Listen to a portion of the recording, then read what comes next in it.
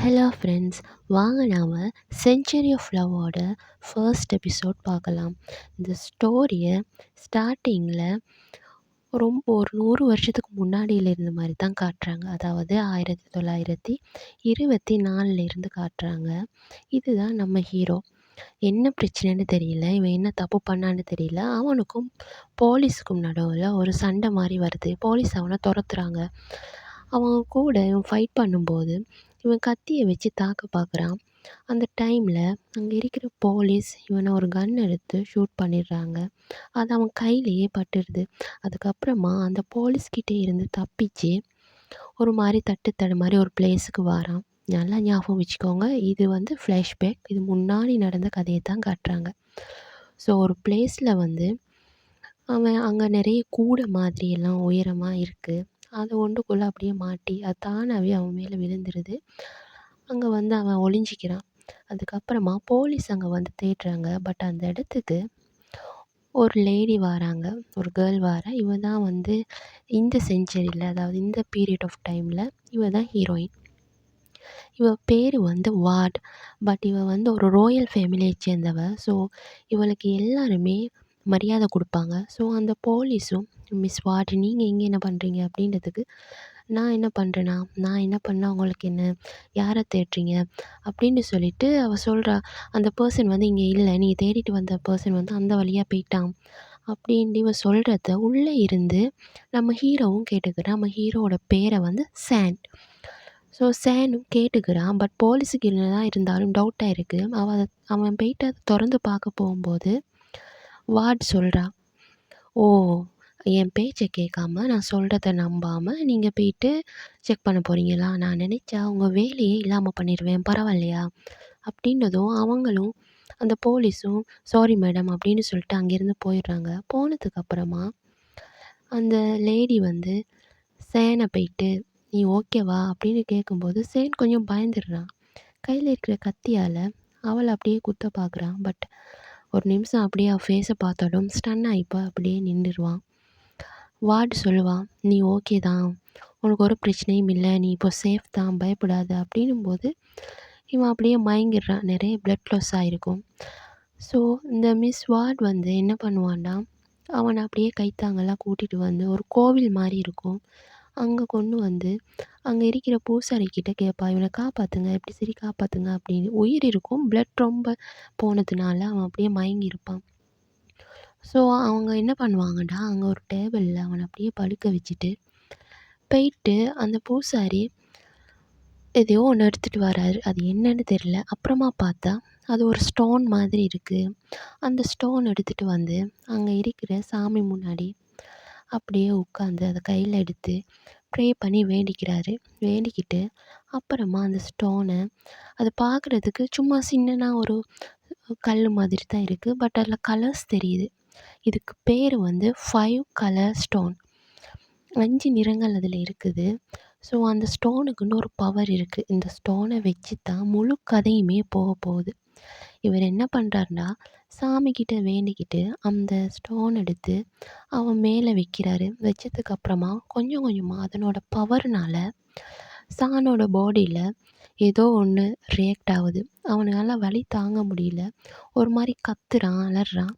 கடைசியா என்ன நடக்குது அப்படின்னா, அவன் கையில புல்லட் பட்டிருக்கும் இல்லையா? அந்த புல்லட் கூட தானாவே வெளிய வந்துருது. அந்த அளவுக்கு இந்த ஸ்டோனுக்கு ஒரு பவர் இருக்குது போல. இங்க நடக்கிற எல்லாத்தையுமே வார்டும் அங்க இன்னொரு சின்ன பையன் இருப்பான். அவனும் பார்த்துக்கிட்டு தான் இருப்பாங்க. இந்த கல்லோட பவர்னால சேனோட பாடியில ஏதோ ஒண்ணு ஆவுது. அப்படி ஆவறதுனால அவன் பாடியில இருக்கிற அந்த கன்னோட புல்லட்டும் வெளிய தானாவே வருது. வந்ததுக்கப்புறம் அவன் உடம்புல இருக்கிற அந்த காயம், புல்லட் ஏறின காயமும் கொஞ்சம் கொஞ்சமா தானாவே அது சரியாவுது. இத பார்த்துட்டு அந்த வார்டுக்கும் ஒரு மாரி ஷாக்கிங்கா தான் இருக்கு. பேர பார்த்தீங்களா? வார்டு, ஹாஸ்பிட்டல்ன்ட்டு அப்படிதான் வச்சிருக்காங்க. என்ன பண்றது? ஓகே. இப்ப இவனோட காயம் வந்து ஆறிட்டு இருக்குது இல்லையா? இத பார்த்ததும் வார்டுக்கும் ஒரு மாதிரி இருக்கு. இது எப்படி எப்படி சாத்தியம் அப்படின்னு. அதுக்கப்புறமா எல்லாம் முடிஞ்சதுக்கு அப்புறமா அந்த பூசாரி அந்த ஸ்டோன் எடுத்து மறுபடியும் பத்திரமா சாமி முன்னாடி வச்சுக்கிறாரு. அப்புறமா அந்த வார்ட் கேட்குறா, "இங்க இப்ப என்ன நடந்துச்சு? அது என்னது?" அப்படின்னு கேட்டதுக்கு இந்த பூசாரி சொல்றாரு, "நெறைய பேர் நம்ப மாட்டாங்க இப்படி சொன்னா. இந்த கடவுளோட பேரு நுவான். இந்த நுவான் கடவுள் தான் உலகத்துல மனுஷங்கள படைச்சு காப்பாத்திக்கிட்டு இருந்தாரு. ஸோ உலகத்துக்கு மேலால நிறைய எவில்ஸ் இருப்பாங்க, நிறைய டெவில்ஸ் இருப்பாங்க, டிமோன்ஸ் இருப்பாங்க. அவங்க வந்து மனிதங்களுக்கு தீங்கு விளைவிச்சிடக்கூடாது, மனுஷங்களுக்கு எந்த கஷ்டமும் வந்துடக்கூடாது அவங்களால அப்படின்றதுக்காக நுவான் கடவுள் வந்து ஒரு ஷீல்டு போட்டாரு. பட் அந்த ஷீல்டை உடைச்சிட்டாங்க. அந்த ஷீல்ட்லேருந்து வந்த ஸ்டோன் தான் இது. இதுக்கு பேர் 5 கலர் ஸ்டோன். இதனால எல்லாமே முடியும். இந்த ஸ்டோனுக்கு நிறைய பவர் இருக்குது. இதை எங்களோட ஃபேமிலி தான் பாதுகாத்துட்டு வருது. இதை சொன்னால் பெருசாக யாரும் நம்ப மாட்டாங்க. அப்படின்னும்போது வார்டு சொல்கிறா, இல்லை நான் நம்புவேன், எனக்கு நம்பிக்கை இருக்குது இது மேலே எல்லாம். கண்டிப்பாக ஏதோ ஒரு பவர் இருக்குது, நான் கண்ணாலேயே பார்த்தேன் அப்படின்னு சொல்லிட்டு அதுக்கப்புறமா நெக்ஸ்ட் டே காலையில் சான் வந்து எந்திரிச்சிக்கிறான். அப்போ தான் அவன் மயக்கத்துலேருந்து எந்திரிக்கிறான். எந்திரிச்சதும் அவனுக்கு தெரியுது, ஓகே நம்ம என்ன பிளேஸில் இருக்கிறோம் அப்படின்ற மாதிரி. ஒரு நிமிஷம் நடந்ததெல்லாம் யோசிக்கிறான். அப்போது அந்த வார்டு வந்து இவனை காப்பாற்றிருப்பா இல்லையா, அதையும் திங்க் பண்ணி பார்க்குறான். அப்புறமா அவன் ட்ரெஸ்ஸை போட்டுக்கிட்டு அங்கே இருந்து வெளியில் போய் கதவை திறந்தான். அவன் முன்னாடி அந்த வார்டு தான் வந்து நிற்கிறா. அவளை பார்த்ததும், மிஸ் வார்டு உள்ளே வாங்க அப்படின்னு சொல்லி உள்ளே கூப்பிடுறான். வார்டும் கேட்குறா, என் பேர் உனக்கு தெரியுமா, என்ன உனக்கு முன்னாடியே தெரியுமா அப்படின்றதுக்கு சேன் சொல்லுவான், இல்லை நான் தப்பிச்சு ஓடும்போது உன்னை அங்கே இருக்கிறவங்க மிஸ் வார்டுன்னு சொல்லி கூப்பிட்டாங்க, அதில் தான் எனக்கு தெரியும். பை த வே என்னோட பேர் சேன். நான் நிஜமாக சொல்கிறேன், நீ பண்ணின உதவியை நான் மறக்கவே மாட்டேன். சத்தியமாக அந்த கொள்ளை கூட்டத்துக்கும் எனக்கும் நடுவில் எந்த சம்மந்தமும் இல்லை. நான் பெரிய தப்பு எதுவும் பண்ணலை. இவங்க என்னை ஃப்ரேம் பண்ண பார்க்குறாங்க. என்னை ஃப்ரேம் பண்ணுறதுக்காக தான் துரத்திட்டு வந்தாங்க. என்னை நான் காத்துக்கொள்றதுக்காக தான், தற்காப்புக்காக தான் நான் அந்த கத்தியை எடுத்து அவங்கள தாக்க வேண்டி வந்துச்சு. ஆனால் அவங்க என்ன ஷூட் பண்ணிட்டாங்க. நீ மட்டும் இல்லைன்னா நான் இறந்திருப்பேன். ரொம்ப நன்றி. உனக்கு என் லைஃப்பில் கண்டிப்பாக நான் கடமைப்பட்டிருக்கேன். என்ன வேணும்னு கேளு. நீ உன்னோட அடிமையாக இருக்க சொன்னால் கூட நான் இருப்பேன். உனக்கு எது வேண்டாலும் நான் பண்ணுவேன் அப்படின்ன மாதிரி சேன் வந்து முட்டி போட்டு வார்ட்கிட்ட சொல்லுவான், நீ என்ன கேட்டாலும் என்ன சொன்னாலும் நான் பண்ணுறதுக்கு ரெடியாக இருக்கேன். தயவு செஞ்சு எனக்கு சொல்லு, உனக்கு என்ன வேணும்னு சொல்லு அப்படின்னு சொன்னதும் வார்டு வந்து சிரிச்சுக்கிட்டே சொல்வா, நீ நினைக்கிறியா நான் வந்து உன்கிட்டேருந்து ஏதாவது எதிர்பார்த்து தான் உன்னை காப்பாற்றிருப்பேன் அப்படின்ட்டு? சத்தியமாக கிடையாது. அந்த இடத்துல உன்னை காப்பாற்றணும்னு தோணுச்சு, அதனால தான் காப்பாற்றினேன், வேறு எதுவும் இல்லை, ஏந்திரி அப்படின்ட்டு அவள் வந்து வேறு எதுவும் எதிர்பார்க்காம அவங்க கூட கேஷுவலாக பேசிக்கிறாங்க. அப்புறமா காட்டுறாங்க 2 பேரும் அந்த நுவான் கடவுளை தான் போயிட்டு வணங்குறாங்க. அதில் இருந்தே அவங்க 2 பேரும் ஒன்றா இருக்காங்க. அதாவது கொஞ்சம் க்ளோஸாக ஃப்ரெண்ட்லியாக பழக ஆரம்பிக்கிறாங்க. நம்ம சேனுக்கு வார்டை பிடிச்சிருக்கு, வார்டுக்குமே சேனை பிடிச்சிருக்கு. பட் சொல்லிக்க மாட்டாங்க.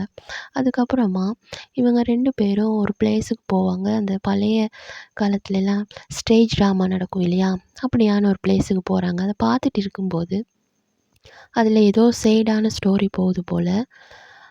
வார்டு வந்து அப்படியே கண் கலங்கி அழுவா அந்த ஸ்டோரியை பார்த்துட்டு. உடனே சேன் என்ன செய்வான், அவனோட கெர்ச்சீஃப் எடுத்து கொடுப்பான், நான் துடைச்சிக்கோ அப்படின்னு. கொடுத்ததும் இவளும் அதை வாங்கி கண்ணை துடைச்சிப்பா. பட் அதை துடைக்கும்போது அந்த கெர்ச்சீஃபுக்குள்ளே ஏதோ ஒன்று இருக்கிற மாதிரி இருக்கும். அவள் அதை உடனே ஓப்பன் பண்ணி பார்த்தா உள்ளே ஒரு ரிங் இருக்கும். அதாவது நம்ம சேன் வந்து இன்டிரெக்டாக அவளுக்கு ப்ரொப்போஸ் பண்ணுறான். இது வந்து அவளுக்கும் புரியுது, அவளுக்கும் ஓகே தான் போல். அவளும் அப்படியே அந்த ரிங்கை பார்த்துட்டு சேனோட மூஞ்சையும் பார்த்துட்டு சேனும் வெட்கப்படுறான், ஓடும் சிரிக்கிறா. ஸோ அவங்க 2 பேரும் அதில் இருந்தே கப்பல் ஆகிட்டாங்க போல். 2 பேருக்குமே அவங்க ஒருத்தர் ஒருத்தர் பிடிச்சிருக்கு. ஸோ அப்படியே 2 பேரும் ரொம்ப ஜாலியாக ஹாப்பியாக ஊரெல்லாம் சுற்றுறாங்க, ஒன்றா திரியிறாங்க. அப்படி ஒரு தடவை வெளியில் வரும்போது அங்கே நிறைய பேர் இருக்காங்க. இவன் வந்துக்கிட்டே இருக்கான். அங்கே இருக்கிற திங்ஸ் எல்லாம் பார்த்துக்கிட்டு இருக்கும்போது திடீர்னு அங்கே இன்னொரு புதிய கேரக்டரை காட்டுறாங்க. இது யார் தெரியுமா? நம்மளோட ஹில்லு, ஃபாரெவர் யூவில் வர ஹில்லு. பட் இதில் அவன் தான் வில்லன். அவன் வந்து இவளை பார்த்ததும் வார்டுன்னு சொல்லி கத்துறான். என்னன்னா வார்டுக்கு வந்து எங்கேஜ் பண்ணி வச்சிருக்கிற பையன் இவன் தான். ஸோ இதை பார்த்துட்டு சேனும் வந்து அவளை ப்ரொடெக்ட் பண்ணுற மாதிரி போய் முன்னாடி நிற்கிறான். இதை பார்த்ததும் இவனுக்கு புரிஞ்சிருது. இவன நம்ம ஹில்லுன்டே வச்சுக்கலாம், பிரச்சனை கிடையாது. ஸோ ஹில்லுக்கு புரிஞ்சிருது. இவன் என்ன பண்ணான்னு தெரியல. அடுத்து கட் பண்ணி பார்த்தா, அந்த அரண்மனையில அவங்க அப்பா வந்து வார்டோட அப்பா வந்து ஒரு ரூம்ல போட்டு அவள அடைச்சி வச்சுட்டு, "நீ உள்ளேயே இரு. எந்த காரணத்த கொண்டும் வெளிய வரக்கூடாது. சத்தமா அழவும் கூடாது. உன்னோட சத்தம் வெளிய வரவும் கூடாது." அப்படின்னு சொல்லிட்டு கதவ அடைச்சிட்டு போயிடுறா. இவ வந்து ஒரு வெட்டிங் கோலத்துல தான் இருக்கிறா. ஸோ அவங்க 2 பேரும் கல்யாணம் ஆயிடுச்சா, இல்ல என்கேஜ்மெண்ட் தான் ஆயிடுச்சான்னு தெரியல. இவ வந்து போயிட்டு அழுவுறா, "அப்பா டோர் ஓப்பன் பண்ணுங்க" அப்படின்னு எல்லாம் கத்தி அழுதுகிட்டு இருப்பா. அந்த இடத்துக்கு நம்ம சேன் வந்துருவாரு. Hero entry குடுத்துருவாரு. சேன் வந்து அவள ஹக் பண்ணிட்டு, "பயப்படாத, நான் வந்துட்டேன். நம்ம இங்கேருந்து போயிறலாம். நம்ம வேற எங்க சரி போய் நிம்மதியா வாழலாம்." அப்படின்னு சொல்லிட்டு அவளோட கையில அந்த ஹில்லு போட்ட ரிங் இருக்கும். அந்த ரிங் கழட்டி வீசிட்டு, அவனோட ரிங்க போட்டு விடுவான். இப்பத்துலேருந்து நீயும் நானும் ஹஸ்பண்ட் அண்ட் ஒய்ஃப் நம்ம 2 பேரும் ஒண்ணா இருக்கலாம். பயப்படாத, உன்ன நான் இங்கேருந்து சேஃபா கொண்டு போயிருவேன் அப்படின்னு சொல்லிட்டு, அவள கூட்டிட்டு அங்கேருந்து 2 பேரும் தப்பிச்சு போறாங்க. பட் போற வழியில இவங்க 2 பேரும் போறது தெரிஞ்சு, அவன் வந்து ஒரு ராயல் ஃபேமிலிய சேர்ந்தவ இல்லையா? ஸோ நெறைய பேர் வந்து இவங்கள தேடிக்கிட்டு போறாங்க. இவங்க 2 பேரும் ஒரு மாரி ஒரு பிளேஸுக்கு போய் சேர்ந்துருவாங்க. "இந்த இடம் வந்து ஓகே தான். நீ இங்கேயே இரு. நான் வெளில போய் கதவ லாக் பண்ணிட்டு வரேன்." அப்படின்னு சொல்லிட்டு போகும்போது, அந்த இடத்துக்கு ஹில்லும் அவனோட ஆட்களும், அடியாட்களும் வந்துடுறாங்க. வந்ததும், "எவ்வளோ தைரியம் இருந்தா என்னோட மணப்பெண்ண, எனக்கானவள நீ கூட்டிட்டு வந்திருப்ப." அப்படின்னா வார்ட் வந்து அவன புடிச்சிட்டு ஹக் பண்ணிட்டு, சயன ஹக் பண்ணிட்டு சொல்லுவா, "இல்ல நான் வரமாட்டேன். உன் கூட வரமாட்டேன். நான் இவனுக்கு சயனுக்கு மட்டும் தான் சொந்தம். நான் அவனோட ஒய்ஃப் ஆயிட்டேன். ஸோ நான் உன் கூட வரமாட்டேன்." அப்படின்னும்போது ஹில்லுக்கு டென்ஷன் ஆகும். "என்னடா நடக்குது இங்க?" அப்படின்னு. அப்புறமா ஒரு கத்தி எடுத்துட்டு வந்து சேன் கூட சண்டை போடுவான். பட் அந்த சண்டையில சேன் வந்து அசால்ட்டா தப்பிச்சுருவான். ஹில்லால முடியல. ரொம்ப டயர்டா இருக்கும். உடனே என்ன பண்ணுவான், "சரி ஓகே, நான் என்ன பண்றேன்னு பாரு" அப்படின்ட்டு கன் எடுத்து ஷூட் பண்ண பார்ப்பான். பட் அந்த கன் ஷூட்ட வார்ட் வந்து வாங்கிப்பா. ஸோ சயன தள்ளி விட்டுட்டு அவன் முன்னாடி வந்துருவா.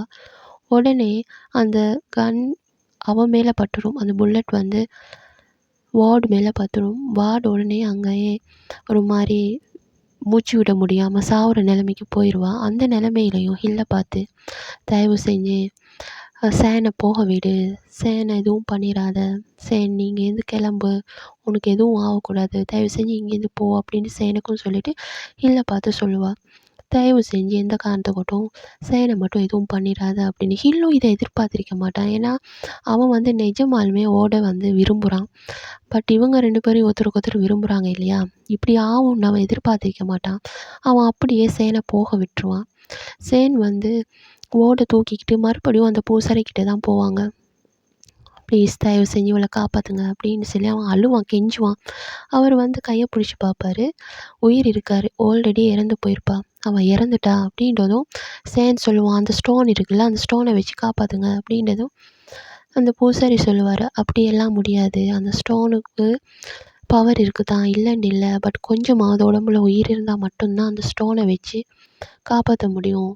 பட் இவ வந்து ஆல்ரெடி இறந்துட்டா. இப்ப எதுவும் பண்ண முடியாது." அப்படின்றதுக்கு சேன் கேட்குற மாரி இல்ல. "பொய் சொல்லாதீங்க. அது எப்படி முடியாம போகும்? தயவு செஞ்சு எப்படியாச்சும் காப்பாத்துங்க. எனக்கு அவ கூட வாழணும். நான் அவள ஒரு தடவ கடைசியா பார்க்கணும். நான் அவ கூட பேசணும். என் மனசுல நிறைய விஷயம் இருக்கு. அதெல்லாம் நான் ஷேர் பண்ணணும். அவகிட்ட சொல்லணும்." அப்படின்னு அப்படியே முட்டி போட்டு தரையில தலைய அடிச்சு அடிச்சு கெஞ்சி கேட்டுக்கிட்டே இருப்பான். "தயவு செஞ்சு ஏதாச்சும் பண்ணுங்க. ஏதாச்சும் ஒரு வழி பண்ணுங்க. அவள மறுபடி கொண்டு வாங்க. நான் அவள பார்க்கணும்." அப்படின்னு கேட்கும்போது அந்த பூசாரி சொல்லுவாரு, "இதுக்கு ஒரே ஒரு வழி இருக்கு. உனக்கு ஓகேனா அத பண்ணலாம்." அப்படின்னு. இவனும், "என்ன வழியா இருந்தாலும் சரி சொல்லுங்க. அவள நான் பார்க்குறதுக்கு எது வேணாலும் பண்ணுவேன்." அப்படின்ட்டு சொல்றான். பார்த்தா அந்த பூசாரி வந்து என்ன பண்ணுவாருன்னா, அந்த ஸ்டோன 2ஆ உடைச்சு அதில 1 அப்படியே தூளாக்கி ஒரு மருந்து மாரி வாட்டர்ல மிக்ஸ் பண்ணிக்கிறாரு. அப்புறமா அவர் சொல்றாரு, "இந்த ஸ்டோன்ல இருக்கிற பவர இப்போ நான் 2ஆ உடைச்சிருக்கேன். 1 உனக்கு நான் மருந்து மாரி செஞ்சு குடுக்குறேன். இத நீ குடிச்ச அப்படின்னா, நீ 100 வருஷத்துக்கு உயிரோட இருப்ப. அதாவது உன்னோட பாடியில எந்த சேஞ்சஸும் வராது. உனக்கு வயசாவாது, சாவு வராது. நீ இறக்க மாட்ட. அப்போ இந்த 100 வருஷத்துல வார்ட் வந்து மறுஜென்மம் எடுத்தா, நீ அவள தேடி கண்டுபிடிச்சுக்கோ. அப்போ உன்னால அவ கூட சேர்ந்து வாழ முடியும். பட் இதுக்கு நீ ஒரு விலை குடுத்தாகணும்." இந்த மருந்த இன்னும் 15 நாளையில, அதாவது ஒரு டேய சொல்லி, நுவான் கடவுளுக்கு பொறந்த நாள். அந்த நாள்ல தான் அவங்களோட சக்தி வெளிப்படும். அதே மாரி 100 வருஷம் கழிச்சு, அதே நாள்ல நீ மத்த பாதி ஸ்டோனையும் நீ எடுத்துக்கணும். அப்படி எடுத்தா மறுபடியும் நீ நார்மலான மனுஷனா மாறிடுவ. பட் அதுக்கிடையில இந்த இடைப்பட்ட காலத்துல, இந்த 100 வருஷத்துல ஒவ்வொரு நாளும் நைட்டு நீ நரக வேதனைய அனுபவிப்ப. உன்னோட உடம்புல ரொம்ப பெயின்ஃபுல்லான வலி வரும். அத நீ தாங்கிக்கணும். அது உன்னால முடியுமா? அப்படின்னு கேட்டதுக்கு சேன் சொல்லுவான், "நான் வார்ட பார்க்குறதுக்காக எந்த எக்ஸ்ட்ரீம் லெவலுக்கு வேணாலும் பெயின தாங்கிக்கிறதுக்கு ரெடியா இருக்கேன்" அப்படின்னு. அவர் மறுபடியும் சொல்லுவாரு, "இது ஒண்ணும் சாதாரணமானது இல்ல. நிஜமாலுமே உன் உடம்பு அது தாங்குமான்னு எனக்கு தெரியல. அதோட வலி அவ்வளோ கொடூரமா இருக்கும். ஒவ்வொரு நாளும் நீ அத தாங்கிக்கணும். பரவாயில்லையா?" அப்படின்றதுக்கு சேன் ஆமா சொல்லிருவான். அதுக்கப்புறம் அவரும் அந்த மருந்த குடுத்துருவாரு. உடனே சேனும், "வார்ட நான் பார்க்கணும். 100 வருஷம் எனக்கு டைம் இருக்கு. அதுக்குள்ள மறுபிறவி எடுத்து வந்தா, அவ கூட நான் சேர்ந்து வாழணும்" அப்படின்னு சொல்லிட்டு கடவுள்கிட்ட வேண்டிட்டு, அவனும் அந்த அந்த ஸ்டோன மருந்து மாரி செஞ்சு குடுத்துருப்பாரு இல்லையா? அத அவன் குடிச்சிருவான். குடிச்ச உடனே அந்த ஸ்டோனோட பவர் அவன் உடம்புக்குள்ள போனதும், அவர் சொல்லியிருப்பார் இல்லையா? "உனக்கு ஒரு வலி வரும்" அப்படின்னு. அந்த வலி வர ஆரம்பிக்குது. அது எப்படின்னா, கரண்ட் உடம்புல பாயிற மாரி இருக்கும். மின்னல் அப்படியே அவன் உடம்புல இறங்குற மாதிரி இருக்கும். அப்படியான ரொம்ப பவர்ஃபுல்லான, உயிர் போற மாரியான ஒரு வலி. அந்த வலிய அவனால தாங்கிக்கவே முடியல. உடம்பு ஃபுல்லா அப்படியே கரண்ட் பாயிற மாரி இருக்கு. மின்னல் உடம்புக்குள்ள இறங்குற மாரி இருக்கு. அவன் கத்துறான், கதறான். வலி தாங்க முடியாம ரொம்ப கஷ்டப்படுறான்.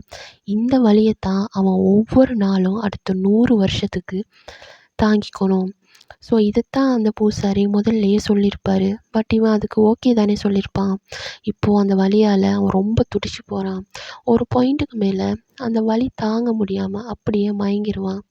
அந்த பூசாரி சொல்லுவாரு, "இனிமே உனக்கு இறப்பு கிடையாது, சாவு கிடையாது. 100 வருஷத்துக்கு உன் உடம்புல எந்த மாற்றமும் நடக்காது. சாவ மாட்ட. அவள நீ பார்த்தன்னா, மறுபடியும் இந்த ஸ்டோன நீ எடுத்துக்கோ. அப்போ நீ நார்மலான மனுஷனா மாறிடுவ. பட் அதுவரைக்கும் உன்னோட இந்த கஷ்டம் ஒவ்வொரு நாளும், ஒவ்வொரு நைட்டு 12 மணிக்கு நீ அனுபவிச்சே ஆகணும். இதுதான் நீ இதுக்கு குடுக்குற விலை. வேற வழி கிடையாது. இதுதான் லாஸ்ட் ஆப்ஷன். நீ ஓகே சொல்ட்ட. ஸோ அதனால நீ இத அனுபவிச்சு தான் ஆகணும்" அப்படின்னு அந்த பூசாரி சொல்லுவாரு. அதுக்கப்புறமா அங்க கட் பண்ணி 20 வருஷம் கழிச்சு மறுபடியும் காட்டுறாங்க. அந்த பூசாரிக்கு வயசாகி இருக்கும். பட்டு நம்ம சேனுக்கு எந்த மாரியும் வயசாகி இருக்காரு. அவன் அப்படியே இருப்பான். அவன் அந்த பூசாரிய கூப்பிட்டு சொல்லுவான், "20 வருஷம் ஆயிடுச்சு. இந்த 20 வருஷத்துல நான் வார்ட திருப்பி பார்க்கவே இல்ல." அப்படின்னதுக்கு அந்த பூசாரி சொல்லுவாரு, "உன்ன எப்ப பார்ப்பேன்னு நம்மளுக்கு தெரியாது. பட் கண்டிப்பா அவ மறுபிறவி எடுத்து வந்தா, உன் மனசு சொல்லும். இதுதான் வார்டுன்னு உனக்கு தெரிய வரும்" அப்படின்னு. மறுபடி பார்த்தா அந்த பூசாரி இறந்திருப்பாரு. மறுபடியும் கொஞ்சம் காலத்துக்கு அப்புறம் வேற ஒருத்தங்க, அந்த சின்ன பையனா இருப்பான் இல்லையா? அவன் வளர்ந்திருப்பான். அவருக்கு இப்போ வயசாகிருக்கும். அவங்க எல்லாரும் போய் அந்த கோவிலுக்கு ஒரு பொண்ணு வந்திருப்பா. அந்த பொண்ண பார்த்துட்டு டீட்டெயில்ஸ் எல்லாம் செக் பண்ணுங்க. "இது வார்டா?" அப்படின்னு கேட்டதுக்கு அந்த பெர்சன் சொல்லுவாரு, "இல்ல இது வார்ட் கிடையாது." அப்படின்றதும் இவனுக்கு மறுபடியும் ஏமாற்றமா போயிரும். இப்போ அந்த பெர்சனும் இறந்திருப்பாரு. பட் நம்ம சேன் மட்டும் அப்படியே யங்கா இருப்பான். மறுபடி கொஞ்ச காலத்துக்கு அப்புறம் மறுபடியும் காட்டுறாங்க. 3 ஜெனரேஷனும் ஆயிட்டு 2004ல காட்டுறாங்க. அங்க ஒரு பொண்ணு வந்திருப்பா. அந்த பொண்ண அவளோட டீட்டெயில்ஸ்லாம் செக் பண்ண சொல்லி ஒருத்தர்கிட்ட சொல்லியிருப்பான். இவங்க தான் வந்து இவன பரம்பரையா பாதுகாத்துட்டு வர ஜெனரேஷன். ஸோ இது 3 ஜெனரேஷன். அவரும் எல்லாம் செக் பண்ணிட்டு சொல்லுவாரு, "இல்ல இந்த பொண்ணும் கிடையாது. இந்த பொண்ணும் வார்ட் கிடையாது" அப்படின்னு. இத சொன்னதும் அவனுக்கு மறுபடியும் டிசப்பாயிண்ட் ஆயிரும். "என்னடா மறுபடியுமா? அதுவும் இல்லையா? நிஜமா தானா? சரியா செக் பண்ணீங்களா?" அப்படின்னும்போது அவர் சொல்லுவாரு, "ஆமா நான் நல்லா செக் பண்ணிட்டேன். இந்த பொண்ணு கிடையாது." அப்படின்னு சொன்னதும் இவனுக்கு ரொம்ப ஒரு மாரி ஏமாற்றமா போயிரும். அந்த பொண்ணும் அப்படியே மூஞ்ச சுளிச்சுக்கிட்டு போயிருவா. அங்க கட் பண்ணி மறுபடி 2024 காட்டுறாங்க. அதாவது இப்போ இதுதான் லாஸ்ட் இயர். 100 வருஷம் ஆயிடுச்சு. இந்த 100 வருஷத்துல அவன் ஒரு தடவ கூட வார்ட மீட் பண்ணவே இல்ல. அதாவது வார்ட் மறுஜென்மம் எடுக்கவே இல்ல. ஸோ இவனுக்கு ரொம்ப சோகமா இருக்கு. அவன் வந்து அவளுக்கு அந்த ஷூட் பட்டு இறந்திருப்பா இல்லையா, அந்த பிளேஸ் அப்படியே தான் எந்த சேஞ்சஸும் இல்லாமல் அப்படியே பாதுகாத்துட்டு வருவான். அந்த பிளேஸுக்கு போய் பார்த்துட்டு ரொம்ப எமோஷனலாக திங்க் பண்ணிவிட்டு அப்படியே வரும்போது அங்கே ஒரு தாத்தா இருப்பார். ஆனால் அந்த தாத்தா நம்ம சேனை கொள்ளு தாத்தான்னு கூப்பிடுவார். கிரேட் கிரேண்ட்மா, கிரேட் கிரேண்ட்பா அப்படின்னு சொல்லி தட்டு தடுமாறி பேசுவார். இவன் சொல்லுவான், நீ என் பேரை சொல்லியே கூப்பிடு சாங் அப்படின்னு. அதாவது அந்த தாத்தாவை இவன் சாங்னு சொல்கிறான்.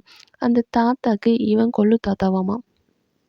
அவர் வந்து ஒரு வார்ம் வாட்டர் கொண்டாந்துருக்கேன், வார்மாக காஃபி குடிங்க, இந்தாங்க குடிங்க, வெளியில் கோல்டாக இருக்குது அப்படின்னு கொடுக்கும்போது அது வந்து சேனோட மேல்லையே கொட்டிடும். சேன் கேட்பான், நான் எப்போவாது எனக்கு தடுமலோ இருமலோ காய்ச்சலோ வந்து நீ பார்த்துருக்கியா, கோல்டாக்கி பார்த்துருக்கியா?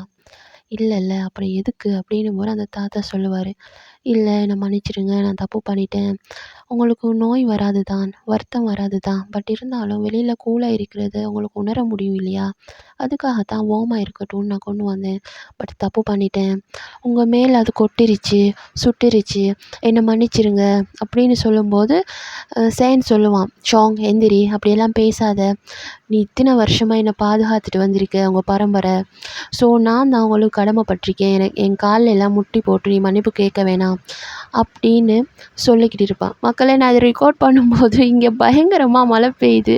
என்னோடய சவுண்டு கிளியராக கேட்குதான்னு தெரியல. சரி, ஓகே, மழை பாட்டுக்கு ஒரு பக்கம் பெஞ்சிட்டு இருக்கட்டும், நம்ம கதையை பார்க்கலாம். ஓகே, இப்போது அந்த தாத்தா கூட இவன் பேசிகிட்டு இருக்கும்போது அங்கே ஒரு பொண்ணு ஒளிஞ்சு அப்படியே வருவாள். அவன் கண்ணில் பற்றாமல், சேனோட கண்ணில் பற்றாமல். பட் சேனுக்கு அது தெரியும். சேன் சொல்லுவான், வெளியில் வா, ஒளிஞ்சிக்கிட்டு இருந்த போதும் அப்படின்ட்டு கூப்பிட்டு அந்த பொண்ணு வெளியே வந்ததும் அவன் திட்டுவான், என்ன ட்ரெஸ் இது, நைட் டைமில் ஒரு பொண்ணு இந்த மாதிரி ட்ரெஸ் போட்டுக்கிட்டு வெளியில் போறியா அப்படின்னு சொல்லி பேசும்போது அந்த பொண்ணு சொல்லுவாள், தாத்தா நான் வந்து இது என்னோடய உடம்பு, என்னோடய ட்ரெஸ்ஸு, என்னோடய சாய்ஸ் அப்படின்னும்போது இவனுக்கு வந்து வயசாயிடுச்சுல்ல, என்ன தான் உருவம் மாற இல்லை அப்படின்னாலும் 100 வருஷம் பழமையான ஆளாச்சே, இவன் லெக்சரிங்காக எடுத்து தொலைக்கிறான்.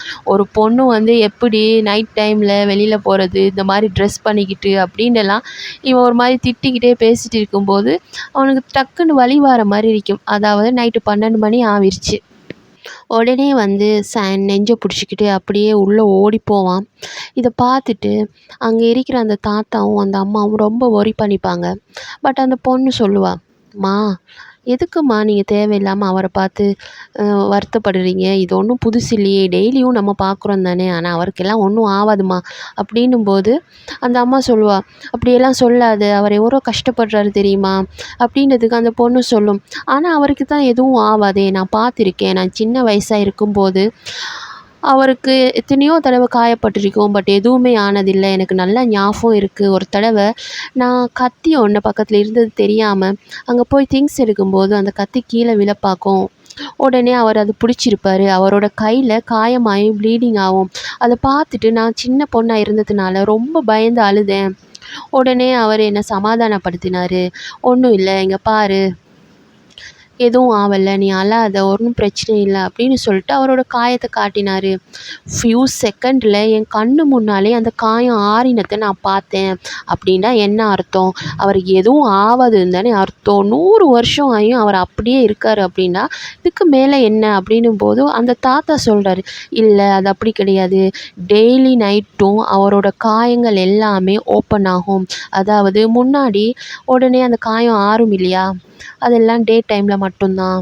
பட் நைட் ஆயிடுச்சு அப்படின்னா அவர் உடம்புல எப்போ வேணாலும் 100 வருஷத்துக்கு முன்னாடி ஏற்பட்ட காயமாக இருந்தால் கூட எல்லா காயமுமே ஓப்பன் ஆகும்.